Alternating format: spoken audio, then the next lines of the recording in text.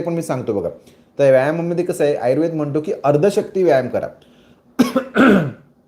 म्हणजे तुमची जेवढी ताकद आहे ना, त्या ताकदीच्या अर्धीच तुमची ताकद, शक्ती खर्च व्हायला पाहिजे, एवढा तुम्हाला व्यायाम करायला हवा. कसं समजणार तुम्हाला? तुम्ही व्यायाम चालू केल्यानंतर जेव्हा तुम्हाला भरपूर घाम येतो, आपल्या इथे डोक्याला घाम येतो, इथून असा-असा घाम यायला लागतो, काखेमध्ये घाम यायला लागतो, पाठीला घाम यायला लागतो, सगळं अंग भिजायला लागतं.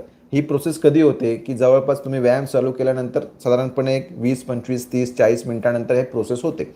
जेव्हा ती प्रोसेस होते, भरपूर घाम आपल्याला येतो. त्यानंतर काही वेळा काय आपण फील करतो, की आपल्या पायामध्ये ताकद जी आहे ती थोडीशी कमी झाल्यासारखी वाटते.